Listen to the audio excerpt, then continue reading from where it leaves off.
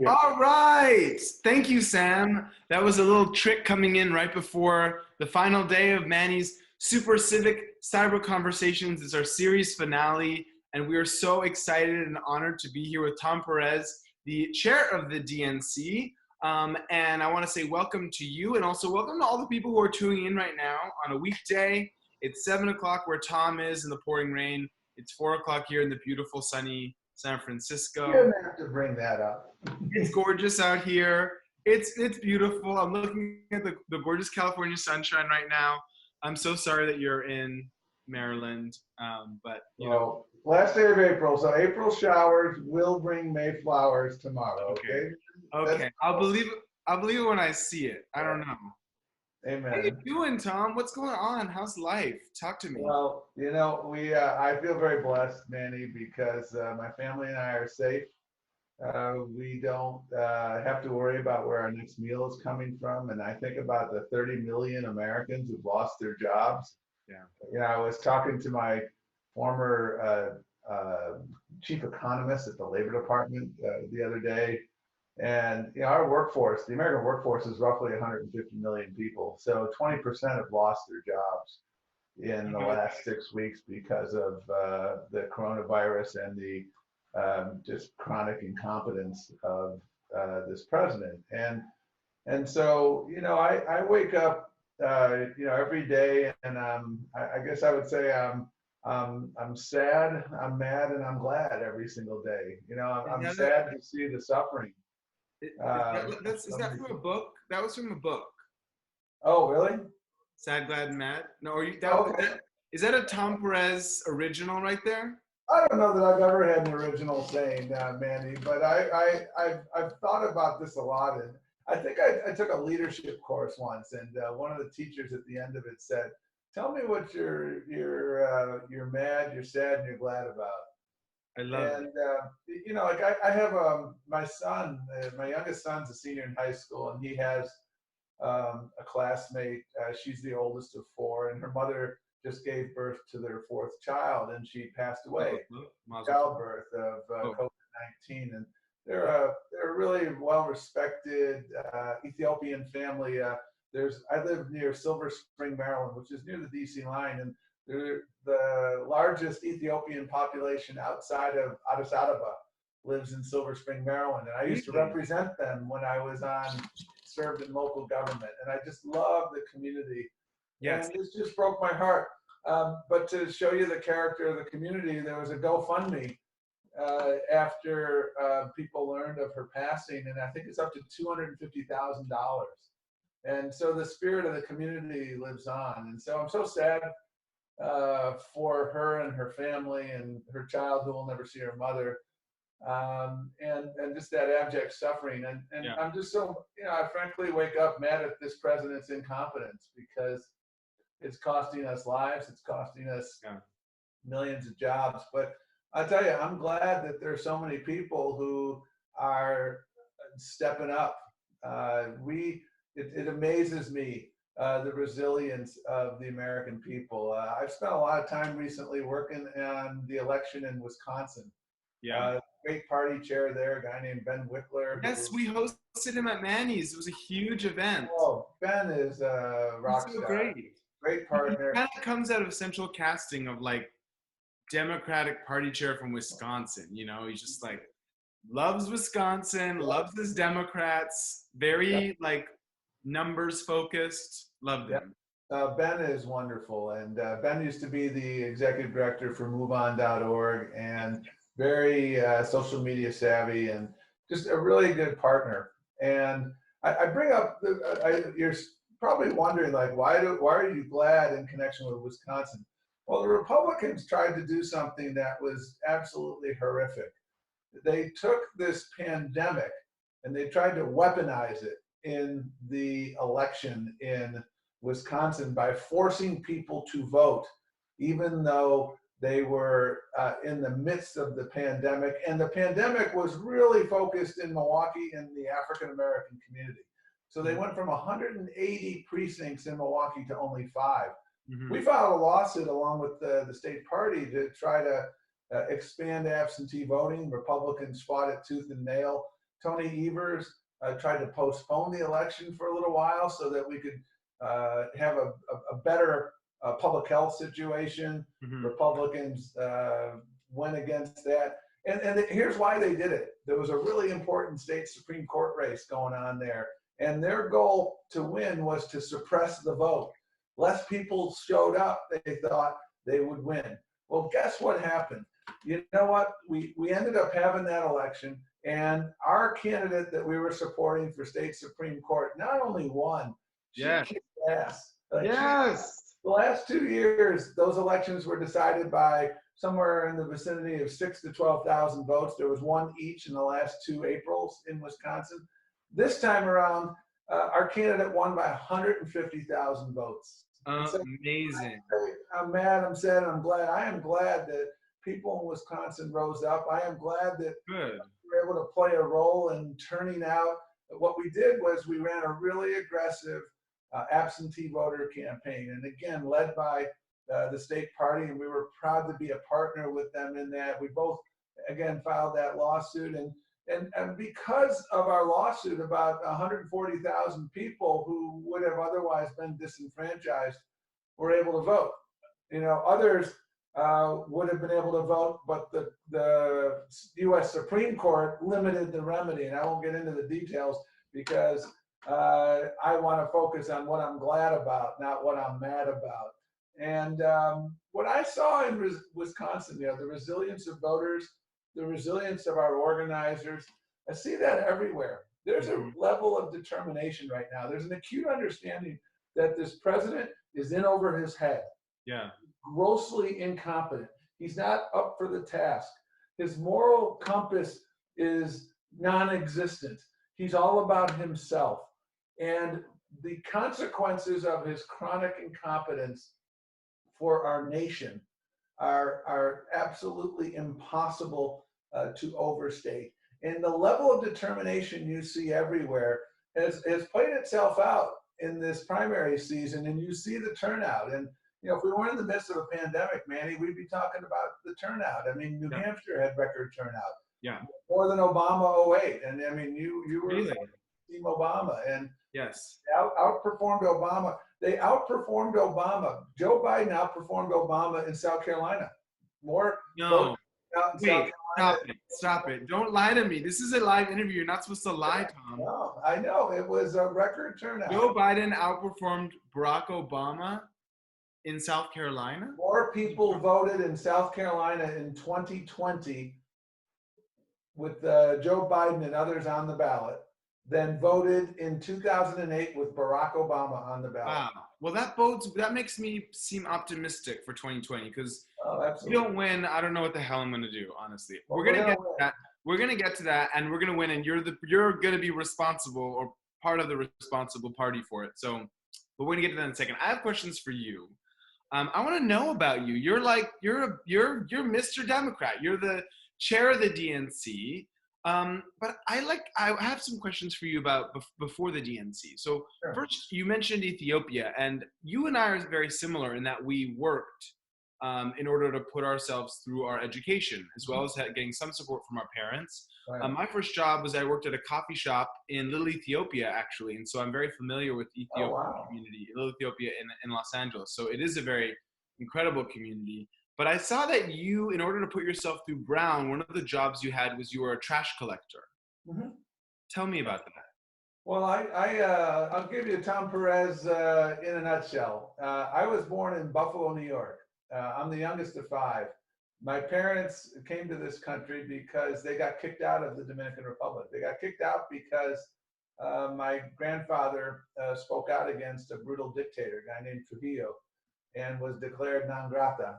Came to this country in the mid-30s, middle of the Great Depression. They came with such a level of gratitude for this country. So that's how my family came here. My mother's male siblings, 4 out of 5, served as part of America's Greatest Generation. My dad served as a legal immigrant in the U.S. Army. And by the way, immigrants have been serving in our armed forces since the Revolutionary War. And if you want a primer on that, go see the play Hamilton. Yeah. Immigrants, we get the job done. Yeah. And so my father, after he got out of the Army, settled in Buffalo. Unfortunately, when I was 12, he passed away. And so there was five of us. And, we were not poor by any stretch, but, Pell Grants. And frankly, I had such a community in Buffalo. They made me feel like I was the richest person in Yeah. town. And, I had Pell Grants and other things in college. I worked, 20, 25 hours a week in school. And, in the summertime, whatever job I could get. And one summer I worked on the back of a trash truck. I worked at Sears. I was a baseball umpire at night. That was my second job because I love baseball. But I needed to make money. So that was my night job, to stay around baseball. And that's, the work ethic that you learn in Buffalo. And I refer to myself as Buffalo Dominican. I have the best of Dominican culture and the best of Western New York culture. Buffalo is called the city of good neighbors. And it's called the city of good neighbors for a reason, Manny, because people have each other's backs. And, that to me is what I learned about the Democratic Party from working for the likes of Ted Kennedy. And you took my question. That was going to be next. What was it like working for Ted Kennedy? I'll tell you, he was my original mentor in politics. He was one of the best listeners I've ever seen. You'd be briefing him the day before you have a hearing, and he'd be sitting there. He's, frankly, he sometimes smoked a cigar. In his office? Yeah, well, yeah, that did happen once in a while. This is in the '90s, okay? That's not that long ago. It would appear to me when I'd be talking to him, like, is he really listening? Is he absorbing what I'm saying? And then the next day we'd be at a hearing, and not only did he articulate what we were briefing him on, but he did it flawlessly and far more articulately than I could ever have done. And I had been immersed in the substance. And what he taught me about politics were a couple things. Number one, idealism and pragmatism can never be mutually exclusive. Ted Kennedy has a museum, quite literally, because I've been there, went there on opening day. He has a museum of accomplishments. And that's because he was progressive to his core. He was principled to his core. And he, again, understood that sometimes you can't, to quote Mick Jagger, you can't always get what you want. But he understood when to take the deal, like minimum wage. I remember working on the minimum wage bill that was enacted in '95 or '96. And he cut that deal. He led that effort. And then about a month after the bill was signed by President Clinton, there was a meeting of all the activists involved in this. And I asked somebody on the team, because I was new to the Kennedy team, I asked them, like, what's this meeting about? Didn't we just pass minimum wage? And they said to me, you don't know Ted Kennedy. What you do is you try your hardest to do as best you can. You reach that principled compromise, and then you keep fighting. Wow. And that's exactly what he did. And, when we talk about the Affordable Care Act right now, I know President Obama, if he were King Obama, like Donald Trump wants to be the king, if President Obama could have had anything he wanted on the ACA, it would have been even more progressive than it was. And it was it was the most important addition to our social compact since Medicare and Medicaid. It was, to quote a certain vice president that it was a BFD. Mm-hmm. And yet, and what we're trying to do now is exactly what Ted Kennedy taught me. You take that, it's been game changing, but not game changing enough. Yeah. For a number of people, and so you keep plugging away, and that's what I learned. I mean, I'm Manny, no disrespect to Lou Gehrig, that famous baseball player who said, I feel like I'm the luckiest person on the face of the earth, because I feel that way. because you're just a quote machine, aren't you? You know so many quotes. well, I don't know, but all I know is I feel very lucky to have worked for Ted Kennedy, and Well, I'm jealous. I wish I could have met him. I wish I could have met him. you know, His funeral address to his brother at his brother's funeral really affected me as a political science student at Williams. All right, let's get to the vice president who used BFD. He's in the news a lot lately, Vice President Biden. I have two questions for you about him. sure. One is one is, I know I'm not going to ask you who you think he should pick as his VP because I know you're not going to answer it. But what I do want to ask you is, like, what do you think are the things he should be looking for in his vice presidential pick? That's the first question. And the second question is, can we just get started on the general already? Because we know he's the nominee and we have so much work to do. When are we going to start just seeing the whole Democratic Party get behind him and to start working? Well, I'll take your questions in order. I think every presidential candidate, at least on the Republican side, this has been the case. I don't think the Democrats, I'm sorry, on the Democratic side, this has been the case. I don't know that the Republicans have accomplished this because they had Dan Quayle. But I think job one is you've got to have someone who can take the reins, immediately in the event of the unthinkable.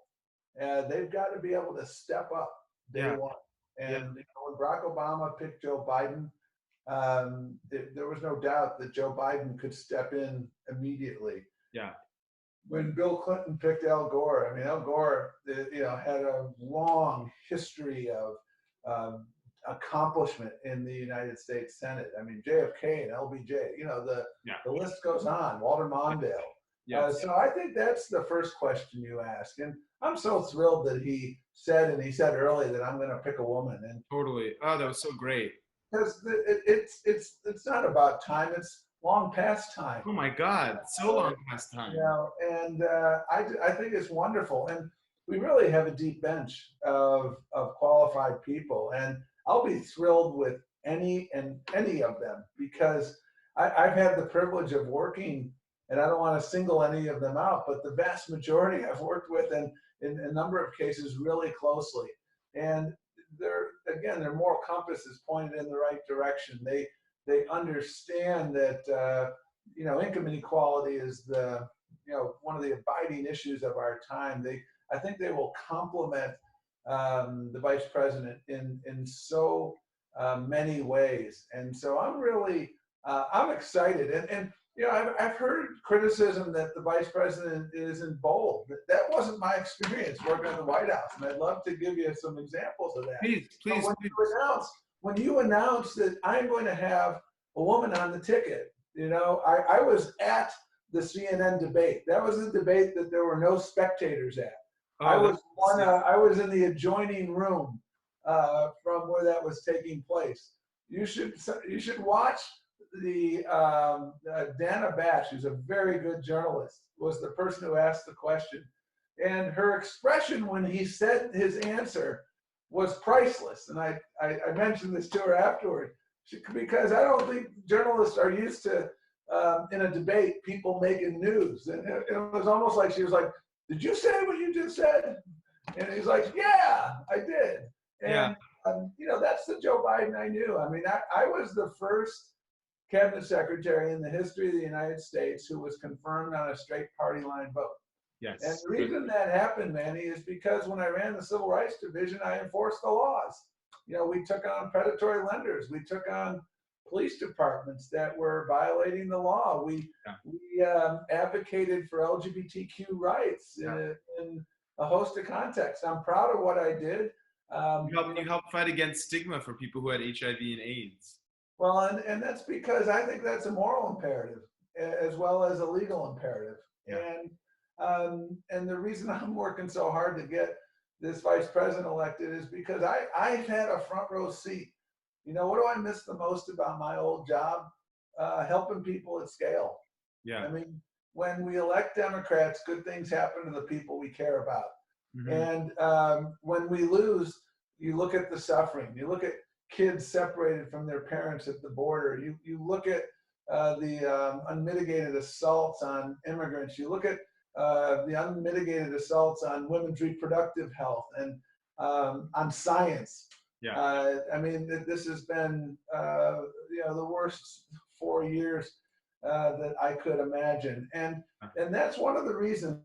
And there was two parts to your question, and I want to circle back to the second part. The good news is that we are already working together very closely with our presumptive frontrunner, and I can't say enough about the other candidates. Every one of them said, "I'm in it to win it, and if I don't win it, I am enthusiastically getting behind the nominee." Every single one of them said it. Every single one of them's doing it, and it is such a point of pride because our unity is truly, I think, one of our greatest strengths, and certainly one of Donald Trump's worst nightmares. Good. And we are our teams are working together. I did with a number of Biden folks a couple weeks ago after Senator Sanders had announced that he was leaving the race and then supporting the vice president. I did a Latinos for Biden event with a bunch of Biden folks and others from Latino Victory Fund. We have been doing a number of events together since then. Our tech teams are working together. Our fundraising teams are working together. Our mobilization, all of our digital engagement working together. Our research teams are working together. And I'm really proud of the infrastructure, Manny, that we've built. The job of the DNC is to build infrastructure and build trust so that we can elect Democrats across the ballot everywhere. And I think we're handing the vice president the most muscular infrastructure that we've handed to a non-incumbent. Okay, so tell me about that. So what infrastructure are you building? So are you planning for a November election under similar circumstances to what we have now? Is that like what's the scenarios? What are the scenarios you're planning for? And how are you building infrastructure for each of those scenarios? Yeah, so let me describe the infrastructure generally, and then let me talk about the adjustments we've made because of the pandemic. Thank you. There are really four dimensions of our infrastructure, Manny. There's our data and tech infrastructure, along with our cybersecurity. I lump that in one category. And when I look at where we were 4 years ago and where we are now, we are night and day. The data and technology infrastructure that I inherited, we've literally created and built a new data warehouse, a 21st century data warehouse. The data warehouse and data infrastructure I inherited had been built in 2011. It was designed to last 2 or 3 years, and it was in year 7. I don't know if you've ever had a Palm Pilot. I begged for a Palm Pilot growing up. I begged for it. My dad wouldn't get me one. Well, we had a lot of them. We had the equivalent of a lot of them at the DNC. I will take a vintage retro Democratic Party Palm Pilot. Just FYI. I'll send that in a BlackBerry to you soon. Okay. No, I don't just have a Palm Pilot. There you go. So we have dramatically overhauled our data and tech infrastructure. And let me give your viewers just one example, because that sounds amorphous. Yeah. We have to win Latino voters, okay? And we're going to win the overwhelming majority of Latino voters because we're talking to them, we're organizing. Our values and their values are aligned on all the critical issues. One of the things that our data team has built is we now have the capacity to do what we call sub-ethnicity modeling. And the best way to explain it is with an example. If you're in Florida and you meet a guy named Perez and you want him to vote for Biden, the first question you want to know, and the most important question you want to know, is Perez from Cuba? Is he from Puerto Rico? Is he from the Dominican Republic? Is he from Venezuela?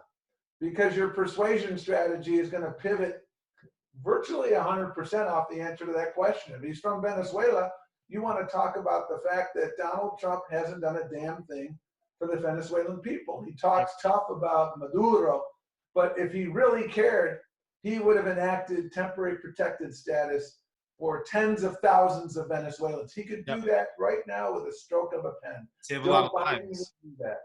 Yeah. And in 2016, we didn't have the ability to tell whether Perez, Tom, was Dominican or Cubano or Puerto Riqueño, and now we do. Huge difference maker. These are the things we're doing. Because you got to remember, there's 8,000 campaigns that use our data and tech infrastructure. 8,000, and probably more actually in 2020.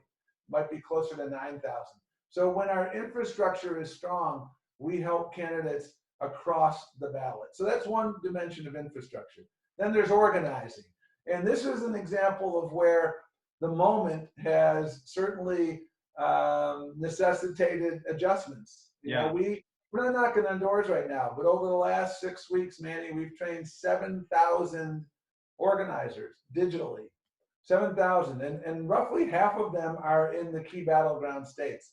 We've had trainings, we've had people from 49 states participate. Are you training them to knock on doors, or are you training them to do something else? Digital organizing. Digital organizing. What is that?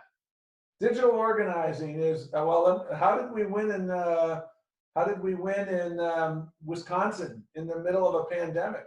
Because we were texting people. The DNC over the last 2 years, we've purchased 130 million cell phone numbers. We give them to the state parties. We gave literally probably about 3 million cell phone numbers to the Wisconsin Democratic Party. You gotta meet the voter where they consume their news, and their smartphone is where they consume news. We've been acquiring all sorts of numbers for text messaging. We've been purchasing social media handles. We're very active on Facebook and other. I did an Instagram live yesterday with Javier Becerra. Saw that. One of my favorite people, your Attorney General. Yes, he's amazing. And so what we did in Wisconsin, there was an active campaign of phone banking, of texting. We had people sending postcards to folks. We've set up all these Facebook groups in various states around critical issues. We've purchased $22 million. We've reserved $22 million of ad space for September, October on YouTube, because we know that digital advertising, you get to the consumer or the voter where they consume their news. And so we've changed our tactics, but we haven't changed our goals. Our goals are to win. And because we have been building this infrastructure, Manny, over the course of the last 3 years, you know, in Wisconsin, we're not knocking on doors now, but last year, led by the party, and we were proud to be a partner, we knocked on almost 300,000 doors. That's a huge number of doors, far eclipsing what happened in 2015. And so we've already built relationships. You know, when you become an every year, everywhere party, which is what we have become, organizing in every zip code, not just in Milwaukee and Madison, but going to La Crosse and going to Eau Claire and going to small counties, going to large counties. That's how you win. So that organizing is the second dimension. Our communications infrastructure is another dimension of our infrastructure. We have comms people embedded with the parties in all the battleground states. And these folks are developing content every single day about Donald Trump's broken promises, localizing the impact of Trump. So let's go back to Wisconsin. You know, Trump was there 7 months ago. He said, and I quote, to farmers are over the hump. Well, Manny, the farm bankruptcy capital of the United States is Wisconsin. 10% of dairy farms went out of business last year alone. And the straw that broke the camel's back for farmers was tariffs and Donald Trump's failed policy on tariffs. So after he was in Wisconsin, we were there with farmers. By the way, there's not only a farm bankruptcy crisis, there is now an emerging suicide crisis among farmers. It's tragic. It is so tragic. And So we were there telling that story of Donald Trump's trail of broken promises and what the Democrats are fighting for. So that communications dimension is a huge dimension of infrastructure. And then finally, and I want to, this is in the category of last but not least, because this is responsive to your question about what we do with, in the world of a pandemic, and that is voter protection infrastructure. Yes. We have to understand that there is a more than minimal likelihood that this November we may still be dealing with the COVID-19 crisis. And we need to make sure that we never allow what happened in Wisconsin to happen again anywhere. We need to make sure that voters have choices. On election day, regardless of where you live, you ought to be able, you ought to be able in the run up to an election to have the choice of voting by mail, voting absentee with no excuse. Yeah. You should have multiple days of early voting, or you should be able to vote on election day. All of those options should be available in every state, and they're not. Why? Because Republicans don't want more people to vote. They want less people to vote because they believe that if they suppress the vote, their candidates win. That's un-American, it's undemocratic, it's unconstitutional, but it is a huge part of their strategy heading into November. So I would, anyone watching this, regardless of where you are, figure out what your laws are in your states. And if you don't know, go to democrats.org and we can help you, or go to iwillvote.com and we can help you learn what your rights are depending on where you live. Because right now, you have to win the geographic lottery to be able to vote by mail or vote no excuse absentee. Some states allow it. Very few Republican states allow it. Hey, Tom, can I get 10 more minutes of your time so I can get to these questions? Awesome. Thank you for that very full explanation. You answered, I think, a lot of questions with that, but I just have a couple more questions for you. One is about the convention. Obviously, the convention is kind of like a magnet point. Energetically, it brings all of us beautiful Democrats together to kind of launch back out and get this shit done. What's going to happen? I mean, how do you do a convention? Like, what are you thinking? Sure. Well, we put off the convention by 5 weeks for obvious reasons. We wanted to buy time so that we can maximize the likelihood of having a really muscular in-person convention. So it's now August 17th instead of July. Okay. You think it'll still happen? Yeah, I'm optimistic that it'll happen. I will say this. I mean, we don't have our public health heads in the sand like the other party does. We are consulting all the time with public health experts. That's one of the reasons why we moved the convention, and I think we can still do it. Right now is the worst time for Wisconsin, and my hope is that they're going to start turning a corner here in the coming weeks. And when you buy an extra 5 weeks, that can be crucial. And so I want to have as muscular a convention as possible. We want it to be exciting. We want it to be Wisconsin-y. Bratwurst for everyone. Bratwurst? Vegetarian bratwurst for vegetarian, vegan bratwurst for all the Californians. Bratwurst for everyone as well. We'll figure that out. Wisconsin's a great state. Milwaukee's a great city. The values of the Democratic Party are going to be on display. Our resilience, our diversity, our commitment to an America that works for everyone. And I really, I'm very optimistic. Again, we're going to be monitoring the situation very, very carefully. But I agree with you, Manny. The convention's a great opportunity to bring the party together, and I want to make sure that we can do as much as possible. I'd love to see that visual of the 24 candidates together. Yes, me too. Very powerful. So that gets to, there are a lot of questions about unity, Tom, in the folks. I'm just going to combine them.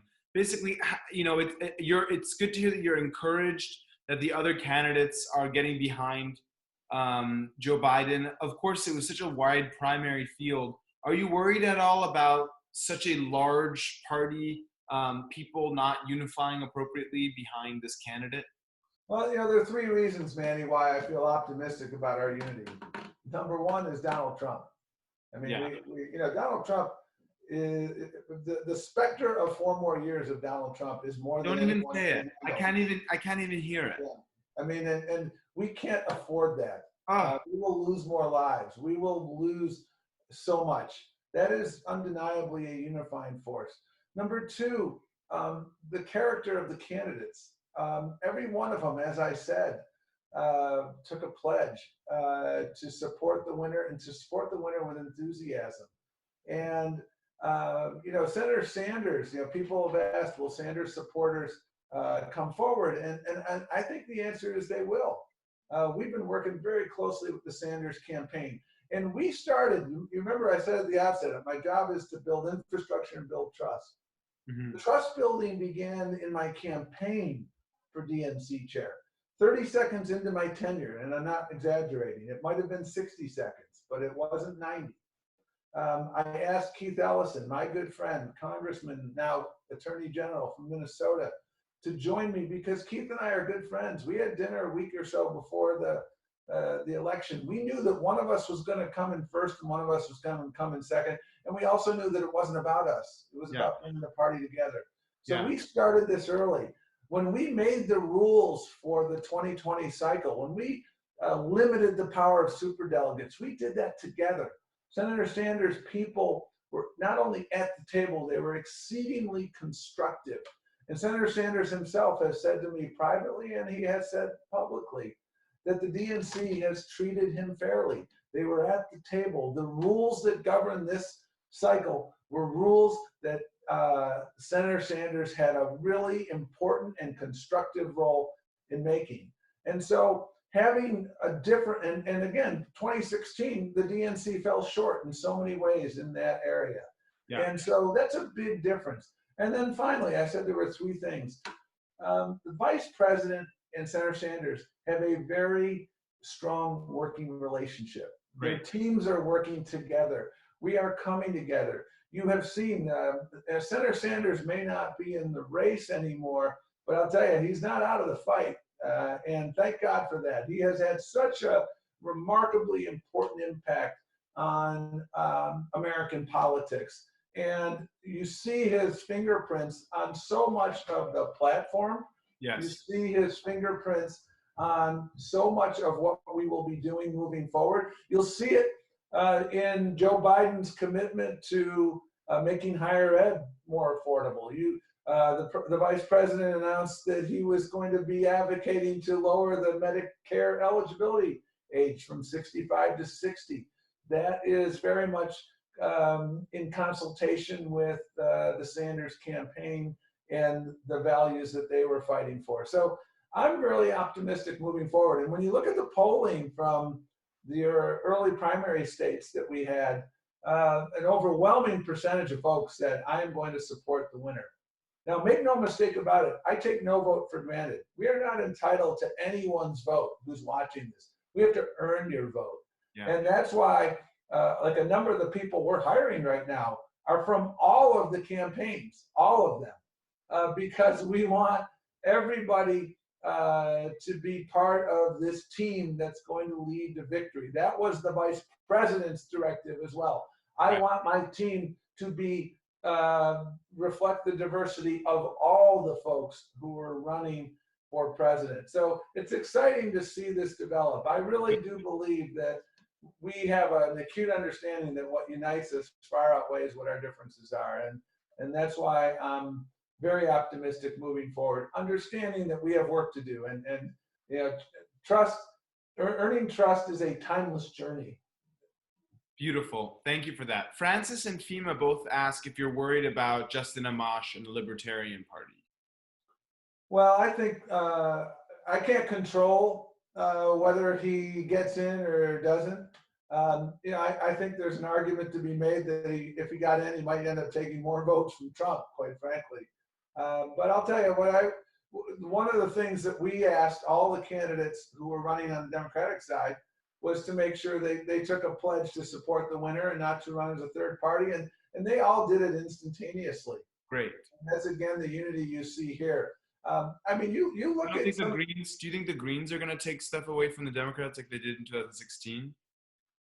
Well, I don't think that's going to happen this time, for the following reason. It's my first, I said 3 points a minute ago in response to your question about unity. Donald Trump. I mean, the differences are night and day. A vote for the Green Party candidate is a vote for Donald Trump. So if you want Donald Trump to be president, go vote for Donald Trump. If you want to make a statement by voting for a Green Party candidate, I respect that, but you need to understand that you are voting to separate children from their parents at the border. You are voting to make sure that we don't do anything about climate change. You are voting to make sure that we don't increase the minimum wage. You are voting to make sure that Roe v. Wade gets overturned, because there's going to be more Supreme Court justices. So if you want to vote for the Green candidate, you've got to understand the consequences of your actions. This president is unhinged, and he will nominate more Supreme Court justices, and they may already have enough right now to overturn Roe v. Wade. We never thought that was possible. So folks, the stakes could not be higher in November. And the differences between the candidates couldn't be more stark. And that's why I have such optimism. I mean, Joe Biden just embodies that common decency that we should demand in a president. Joe Biden has the experience to get things done. He's a Swiss Army knife. I mean, you can put him in charge of foreign policy, and he knows just about every leader around the world. He can take the lead on domestic issues. He was the original author of the Violence Against Women Act. His experience runs far and deep, and his values, I think, are what have attracted him. He is someone who is really looking out for folks who are living in the shadows, everyday Americans who want to improve their lives, and they want a president who has their back. That's Joe Biden. So I'm going to do one last audience question, Tom, if that's all right. Sure. And I bring this up not to be controversial, but because I think technology is going to be more important than ever in this election. And Davey asks, how is the party working to avoid the disaster created in Iowa again? How can we make sure, basically what Davey wants to know, and what I want to know is, like, how are you going to make sure that the tech is solid for this election? Because we just can't afford to have bad tech if we're relying on it so much to win. Yeah, no, first of all, Davey, your characterization of Iowa as a disaster is spot on, okay? And that is something that we're all responsible for. And I accept that.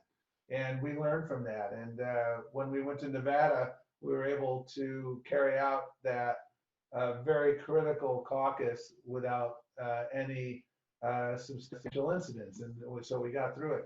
And here are a number of the lessons I've learned from Iowa. Number one, the Democratic Party is at its best when we're helping Democrats to win. We're better at electing Democrats, not running elections. That's our sweet spot. We put in place some reforms in this cycle together with supporters of Senator Sanders, Secretary Clinton, to incentivize more states to go to primaries from caucuses. We had 14 caucus states in 2016. We had 7 caucus states in 2020.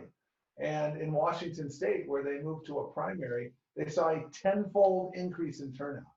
Wow. And so one of the lessons I learned from Iowa is we have to make sure that we continue that progress, because I personally believe that we should get out of the business of running elections. Running elections is hard. People who do it for a living screw up. I know that because I've sued a lot of states who screwed up when I led the Civil Rights Division. So when you ask volunteers to do it, you increase dramatically the likelihood of screw ups. Yeah. So let's focus on our sweet spot. And on the tech context, again, one of the things I'm most proud of, and and you see this in how we've been able to connect with campaigns, is our data and tech team and what we've been able to do to incorporate modern tech tools into everyday operation of elections. And so, for instance, this November and last November and the November before, if you're trying to look up your polling place, regardless of where you live, everybody in the ecosystem uses the same thing, iwillvote.com. Who runs that? The DNC. That's a really important and not insignificant technological challenge to run that across the country. This past November, on election day, in Nashville, Tennessee, there was a tornado that touched down right in Nashville. And the combination of our tech team's agility and folks on the ground, they had to move voting places literally the day of the election. Wow. And we were able to get that up so people could go on iwillvote.com. So I plead guilty to the fact that we fell short in Iowa, but we learned from it. And we took that to bear in not only in Nevada, but we've been integrating the tremendous tech talent that we have into everything we've done. And I'm really proud of our capacity to use tech tools. And again, we're now in the digital universe because door knocking is suspended indefinitely. Yeah. And because we've been very aggressive in our digital engagement and digital buildup, we haven't missed a beat. So I know you got to go in a second, so I'm going to ask you my last question, which is in a little later, right after this, I'm going to be having a conversation with Dolores Huerta, and I wanted your advice. What should I ask her? Well, I'll tell you, I consider myself a student of the civil rights movement. I had the privilege of doing civil rights work for over 20 years. You will be talking tonight to a general in the civil rights movement, General Huerta. She's a hero of mine. She's a hero of so many. And one of the questions I would ask her is, how do we make sure that we get all of our communities out to vote this November? Because when our communities vote, we win. Cuando votamos, ganamos. Nuestro voto es nuestra voz. Our vote is our voice. Y nuestros números son nuestro poder. Our numbers are our power. And Dolores has been a powerhouse in ensuring that people get out to vote. And we need her. We need her inspiration. She is the good housekeeping seal of approval for so many people across America.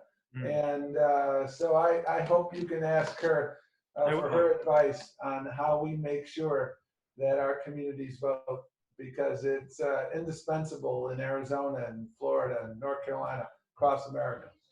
Amazing. Well, what website should people go to, Tom, to get involved in the work to win in November? Where should we put www.democrats.org. Democrats.org. And Exactly. also a real quick plug, if you go to joinit.org/o/Manny's, that's the link to become a sponsor of my small business. Manny's is run by a community of individuals. It's a civic gathering space.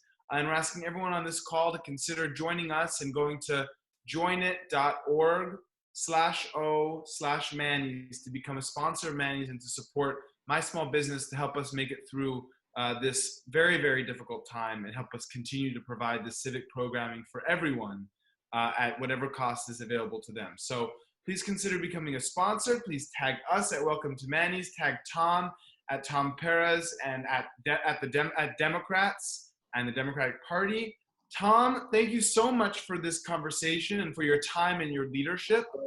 I'm going to be with you. Maybe I'll be with you in Milwaukee, but I'm definitely going to be with you, in spirit on election night. We're going to win together. Let's do it together. And everybody tonight who's watching, find 25 of your friends who are eligible to vote and get them to commit to vote. And then ask them to find 25. You will be the force multiplier that will bring us victory. Let's do it together. Our numbers are our power, right? Nuestros números son nuestro poder. On that note, we say good night. Thank you, Tom. Here, adelante.